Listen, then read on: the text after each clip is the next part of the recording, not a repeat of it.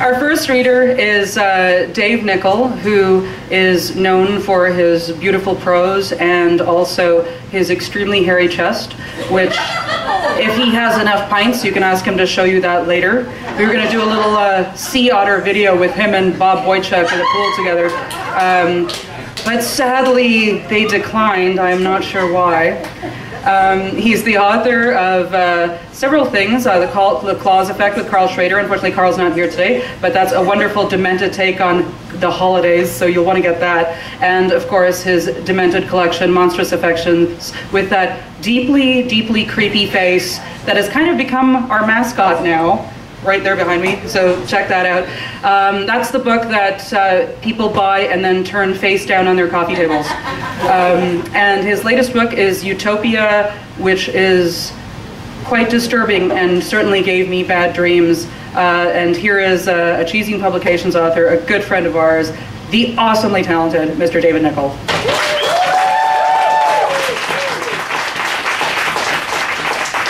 Wow, look at you all here to hear my stories.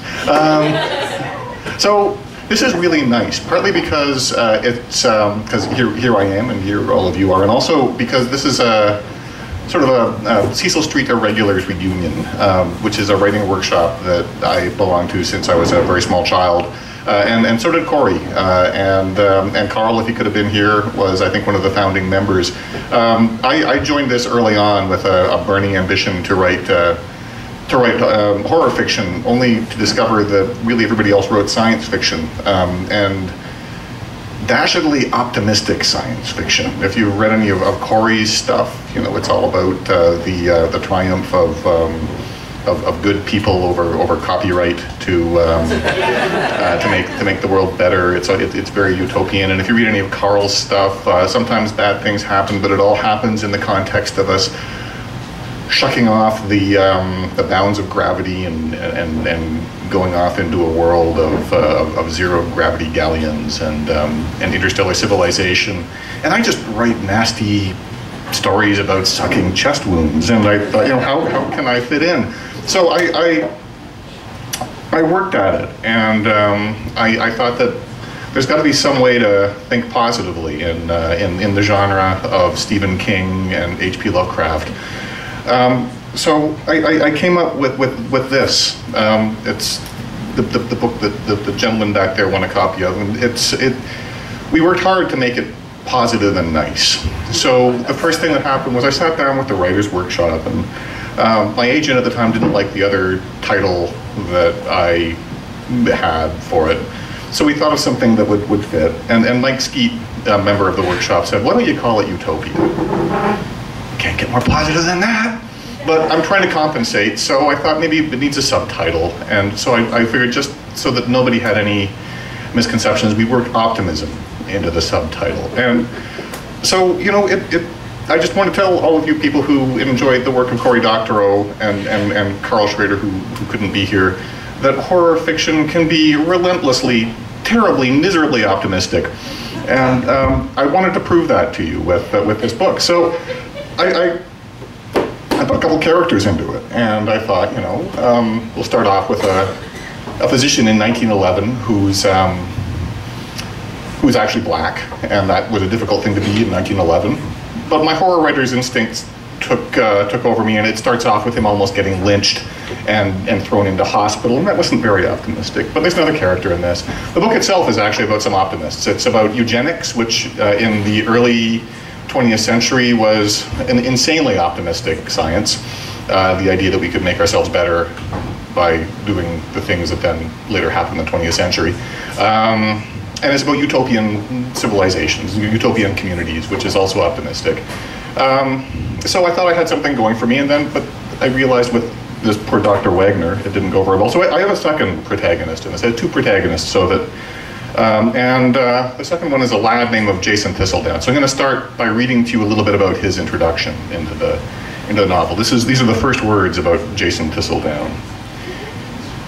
Jason Thistledown's mama was tall, beautiful, and strong, stronger of arm than many a man, and more powerful of spirit than any two.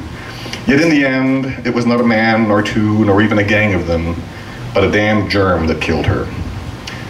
Now, okay, that's not really an optimistic start.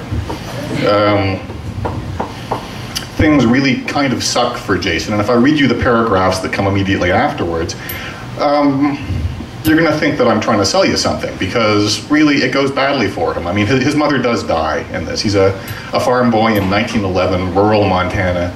It's a miserable winter. It's February. Who can be optimistic in February? Hands. See?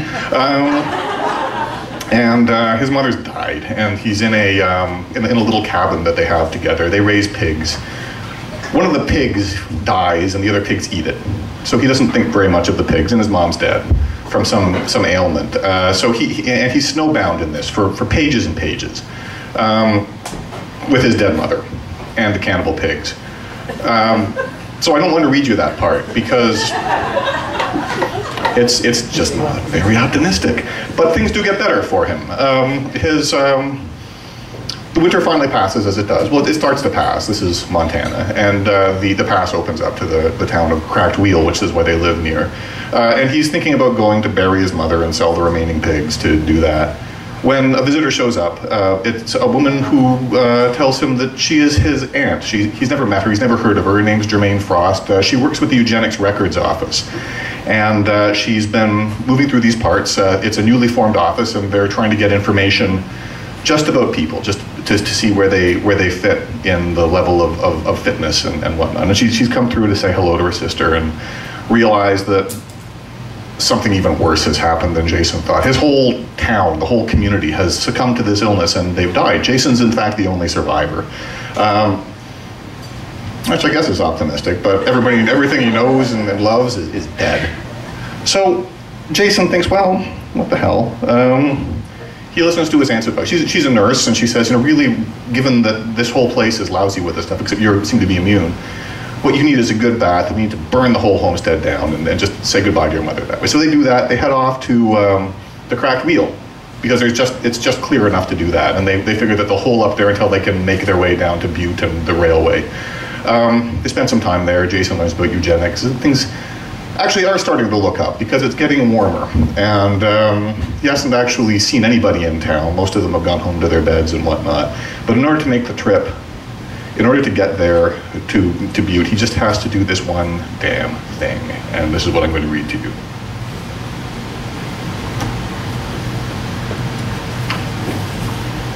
Jason only ever saw one of them before he and Aunt Germaine finally left Cracked Wheel. Several times he had nearly summoned the will to enter the saloon and see what Aunt Germaine meant when she called it a charnel house. But each time he turned away, hands stuffed in his pockets or in fists at his hips, fear inhabiting his gut like a ball of raw dough, and stomped, defeated, through the ever muddier street back to the town office. It was finally in the Dempsey store that he confronted the dead of Cracked Wheel. It was only one of them, but it was enough. Jason went into the store as prepared as he could be. He wore one of Aunt Germaine's handkerchiefs over his face, and he dipped it in the juice from a jar of pickled onion, which he had said would help kill the smell.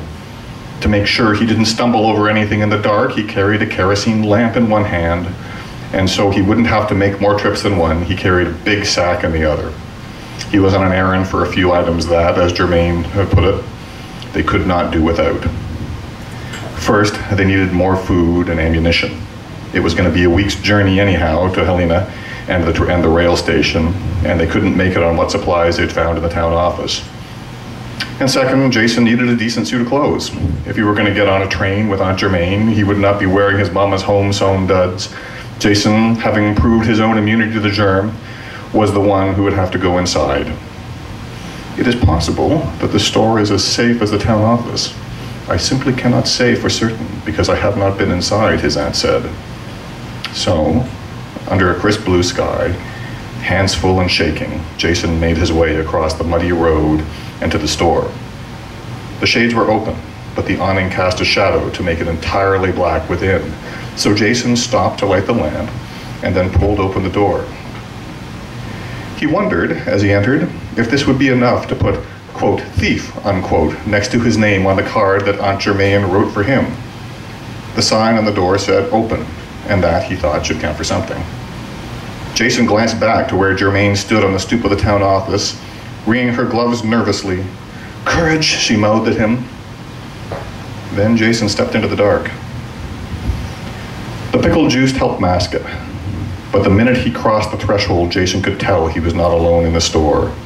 The smell reminded him of his mama at the end, only sweeter, if sweet could make a fellow upchuck his lunch. Jason's inclination was to stop breathing it, so he stood there still for a moment, breath caught in his throat. He held the lantern high and surveyed the room. The Dempsey store was pretty big, with the ceiling maybe a dozen feet up and shelves running all the way up every wall. Freestanding shelves held blankets and clothing and made a dark little alcove in the back. And there was a long counter with a box for money and a little balance scale on it for folks that still like to pay with metals. Jason could see everything but behind the counter and in that little cubby hole in the back. And there was no bodies that he could see. He worried about those other spots though. Behind the counter, behind the shelves. Anything could be in there, and he didn't think it would be anything he wanted to see. His lungs were burning, so he took a big, gulping breath, and that set him coughing. The air from the pickle juice stung fierce, and the smell was only worse for gulping it in. All right, Jason thought, no point dawdling. He set to work. He got to the clothes and food cans first. Both were in the open, although he had to use a stepladder to get at a shirt and an overcoat that would fit him properly. They were so high up. He found himself a pair of new boots too. They were rawhide, but stained dark and etched with a swirling design, and they were marked to cost $3. He also took a couple of blankets, because who knew what they'd need on the trail, and a folded sheet of canvas that he figured he could make into a tent if they needed it. He spent some time checking out the different cans of food, and ended up taking a lot more than they needed. Finally, there was nothing for it. He had to get ammunition. A box of cartridges for the Winchester, another box of bullets for Aunt Germaine's revolver, and all of that was behind the counter. Before he went, he took the sack and set it by the front doors. Then he got hold of the kerosene lamp and made his way around the counter. It was a bad enough sight there that Jason pulled down the mask and let go of some breakfast. When he was done, he didn't bother putting the mask back up. He didn't think the pickle juice would help him a bit. He faced as he was with the befouled remains of a fellow Jason was pretty sure used to be Lionel Dempsey. He guessed that more because of the clothes than anything else. The body still had its apron on, and the white shirt with the armbands on it. The little shopkeeper's visor still dangled over his slick forehead. The body was sprawled along the floor. One hand held the leg of a wooden stool in a very determined grip, and Jason could imagine what had happened. Lionel had been sitting on his stool, waiting for a customer an afternoon back in February when none were coming, and a spell came over him. He got dizzy enough that he fell off and knocked the stool too.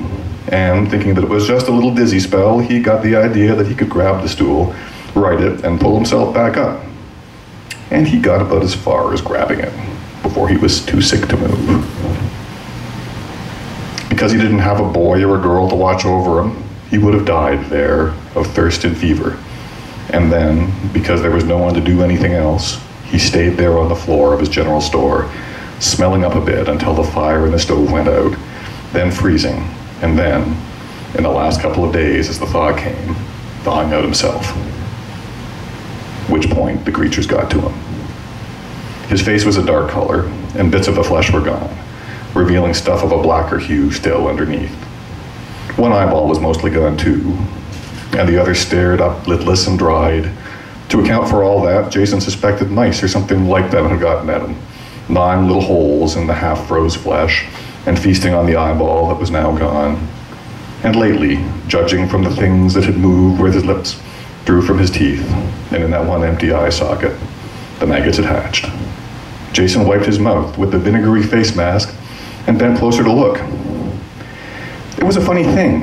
Now that he'd seen what had happened to Mr. Dempsey, the fear that possessed him had evaporated, and he was just sad.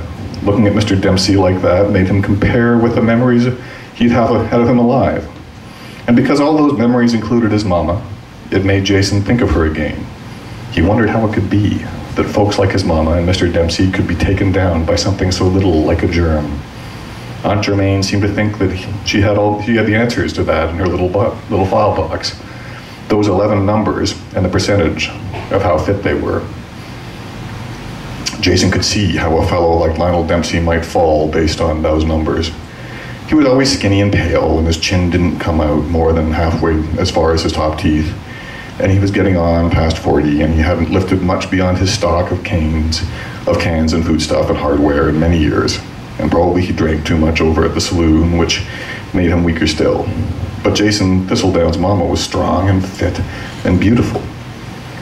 And she did beget Jason, who was strong enough to not be bothered a little bit by that germ that came across the land.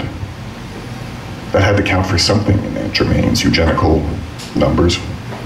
It should have meant Jason's mama could stand up to anything, at least as much as Jason could. And yet the only difference between her and slow old Mr. Dempsey now was a lick of flame. Jason shook his head. Before he could upchuck again, he went to the ammunition shelf and got what he came for. Plenty of bullets, and a good knife besides. So, I guess life gives you lemons, you make lemonade. Thank you.